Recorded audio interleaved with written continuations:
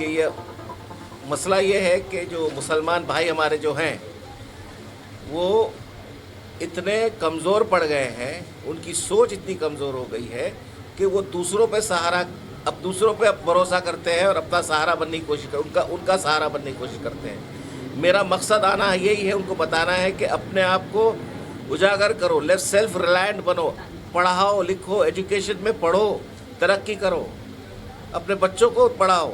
जब खुद पढ़ेंगे लिखेंगे, जब खुद एजुकेट होंगे तो समझ जाएंगे, खुद को एक एहसास होगा कि अपनी खुद की पहचान बनेंगे। वो आज अपनी खुद की पहचान भूल चुके हैं, तो लोग आके उनको वर्गलाते हैं, उनको झूठी कहानियाँ कह के बहलाते हैं। जैसे मैं एक छोटा मिसाल दूंगा कि आज एक कहते हैं नफ़रत की दुकान खोल के बैठे हुए हैं, खुल्लम खुल्ला बैठे हुए हैं, ठीक है। तो दूसरा क्या कहता है, कांग्रेस वाला कहता है कि मैं मोहब्बत की दुकान खोलता हूँ। और मुझे एतराज़ इसी बात का है कि ये फिर बहला रहे लफ्ज़ कह के, अपना एक मुहारक दे के। आप दुकान किसको कहते हैं सर? आप दुकान एक उस जगह को कहते हैं जहाँ चीज़ बिकती है। तो मोहब्बत की दुकान खोल के आप मोहब्बत बेच रहे हैं? मोहब्बत बिक सकती है?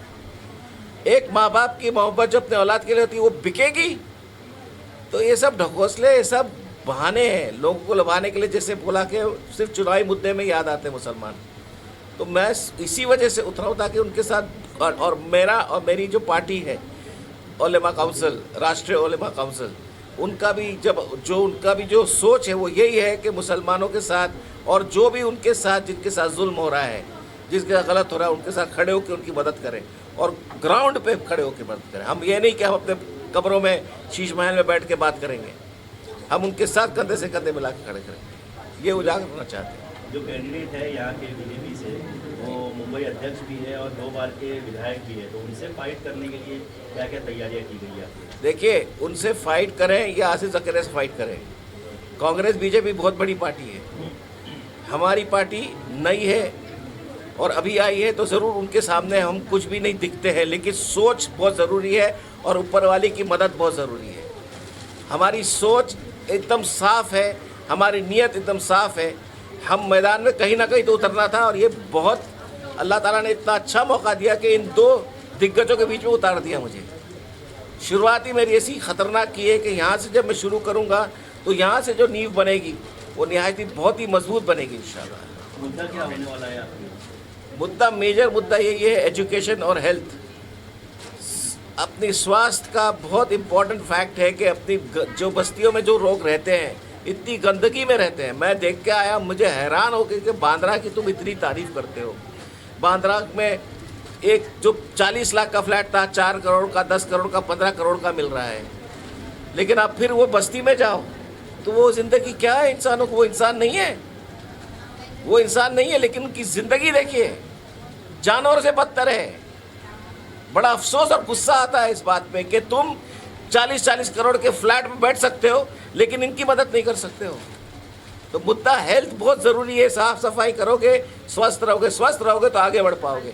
और बच्चों को पढ़ाना लिखाना ऐसे ही छोड़ दिया है, सिगरेट पी रहे हैं, मोटरसाइकिल पे घूम रहे हैं। तरबियत सही देना, उनको समझाना कि अपने आप को एजुकेट करो, खड़ा करो अपने आप को। जब ये लोग खड़े होंगे हमारी ज़रूरत पड़ेगी नहीं, तुम में से खुद एक तुम्हारी हिफाजत करेगा। अच्छा, विरोधी पार्टियों की अगर बात करें तो कोई मस्जिद में घुस के मारने की बात करता है, कोई लाउड स्पीकर उतारने की बात करता है। इसको किस तरह से देखते हैं? और जो चुनावी मैदान में जब वोट करने के लिए जो लोग जाएंगे तो उनको क्या मैसेज देना चाहिए? देखिए, जो ये बात है ना, इस पे मैं ज़्यादा तूल उनको नहीं दूंगा कि वो करते ही ये सब बकवास बात, बेतुकी बातें, ताकि इस पे हम कमेंट करें और ये मुद्दा और हवा पकड़े और फैले। तो मैं इसको फैलाऊंगा नहीं, क्योंकि ये निहायती बचपना भी नहीं है, ये निहायती बेवकूफ़ी जब अपना ऐलान है जो वो बोल रहे हैं, इससे कुछ नहीं होने वाला। और जहाँ तक वोटर्स का सवाल है, तो क्रिकेट बैट मेरा सिंबल है। आप मुझ पे यकीन करिए, आप मुझ पे भरोसा कीजिए और मुझे एक मौका दीजिए तो आप मुझे अपने साथ पाएंगे। मेरे साथ जो नाम जुड़ा हुआ है, बहुत बड़ी शख्सियत है वो उर्दू अदब में और गीतकारों के उसमें फहरिस्त में, और उनका नाम पूरी दुनिया में जहाँ भी उर्दू अदब का जिक्र हो, मजरू सुल्तानपुरी बहुत बड़ा नाम है। तो मैं एक ऐसे नाम के लेके चल रहा हूँ, तो मेरे पे जिम्मेदारी होती कि मैं उनका हक अदा करूं, उनके साथ चलूं और लोगों को ये बताऊं कि मैं उनका बेटा हूं। जैसे उन्होंने आपके दिलों में घर बताया, मैं भी बसाना चाहता हूं। मुझ पर यकीन रखिए इंशाअल्लाह। जी, आप क्या कहना चाहेंगे? हम अस्सलाम वालेकुम, बिस्मिल्लाहिर्रहमानिर्रहीम। देखो, ये जो पार्टी बनी है, इनका ये मुद्दा है कि ये मेन शुरुआत हमको एक से करना है। और इनके लिए ऐसा नहीं कि सिर्फ मुसलमानों की पार्टी है, हमारे हिंदू भाई है जो परेशान है, जो उनको पर्दे पर नहीं ला रहे वो लोग। जो मुझे ये मालूम है कि वो आज कैंसर उनके घर में है, डायबिटीज़ है, किसी के हाथ कट रहे हैं, कोई लंग्स से परेशान है। हिंदू जो मेरे इस बस्ती के अंदर है, उनको कोई भी मेडिकल की हेल्प कोई नहीं कर रहा है। जो एनजीओ वाले हैं, जो जो सबको लेके चल रहे हैं, हिंदू मुसलमान सबको लेके चल रहे हैं, वो उनकी मदद कर रहे हैं। जो सरकार की तरफ से उनको कोई मदद नहीं मिल रही है। और हम हमारे हिंदू भाइयों को भी यहाँ पर इस्तकबाल कर रहे हैं, हम साथ लेके चलेंगे उनको भी। और रही बात यहाँ के लोग जो टूटने के बाद में आज 25वां साल हो चुका है, मैं किसी का नाम तो नहीं लूँगा, अल्लाह ने जो किया वो उनको मंजूर था, लेकिन आगे से उनके घर वापस दिलाना ये हमारे आने वाले एमएलए साहब का काम रहेगा। और उनका मुद्दा यही रहेगा कि जो घर से बेरोज़गार हो रहे जो घर से दूर रह चुके, आज उनकी उम्र 25-25 साल हो चुकी है, वो अपना घर कभी देखे ही नहीं थे, वो घर दिलाने की बात करेंगे। और सबसे मेन है कि हॉस्पिटल यहाँ पर हमारे बांद्रा से लेकर अंधेरी तक सिर्फ लोग बाबा हॉस्पिटल और कूपर हॉस्पिटल के ऊपर ही डिपेंडेड है। और सबसे मेन है कि उनको हॉस्पिटल का काम, और एक भी स्कूल, हमारी सरकारी स्कूल हमारे सांता क्रूज के अंदर अभी नहीं बची है। एक स्कूल थी, वो भी बिल्डरों ने उनको तोड़ दिया है। तो म्यूनसिपलिटी स्कूल यहाँ पर है ही नहीं। और बहुत कम बोले तो मुश्किल से पूरे बांद्रा के जो पूरा क्षेत्र है उसके अंदर 7 स्कूल भी नहीं है। और हमको सबसे मेन है कि उनको स्कूल, म्यूनसिपलिटी स्कूल, फ्री तालीम और फ्री उनका इलाज है वो उनका करना है। और बाकी जो बेचारा किस हिसाब से जो परेशान है, उनको आगे से आगे उनकी हम लोग मदद करने के लिए खड़े हैं।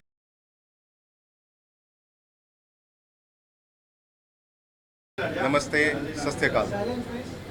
मेरी सोच के हिसाब से मैं एक मॉडर्न ज़माने में रह रहा हूँ। मेरी सोच के हिसाब से आज का मुसलमान को मॉडर्न बन जाना चाहिए। कांग्रेस पार्टी हो चाहे बीजेपी पार्टी हो, मुझे नहीं लगता ये मुसलमानों की जागीर है या कोई भी आके उनको सपोर्ट करता है। मैं आज बॉम्बे के अंदर आज मैं 40 इयर्स का हो गया हूँ।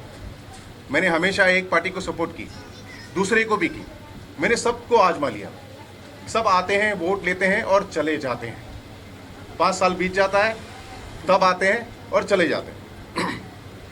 किसी को डेवलपमेंट नहीं चाहिए, किसी को मॉडर्नाइजेशन नहीं चाहिए, किसी को एजुकेशन नहीं चाहिए, किसी को कुछ नहीं चाहिए। यहाँ पे मुसलमान इतना पीछे हो गया है आज की तारीख में कि उसको आप देखो एजुकेशन फील्ड में, आप देखिए उसको मेडिकल फील्ड में कोई सपोर्ट नहीं है। मेरे हिसाब से इंडिया के अंदर उनको कोई आरक्षण नहीं है। आज एक बच्चा अगर ग्रेजुएशन करता है, इंजीनियरिंग करता है या लॉ करता है, उसको गवर्नमेंट की तरफ से कोई बैकअप नहीं है। सर, ये मेरी तरफ का जो इस तरफ का पीछे की तरफ का जो पॉकेट है, ये एसआरए का स्लम रिहेबिलिटेशन का पॉकेट है सर। आप ये पूरे एरिया में घूम के देख लीजिए सर।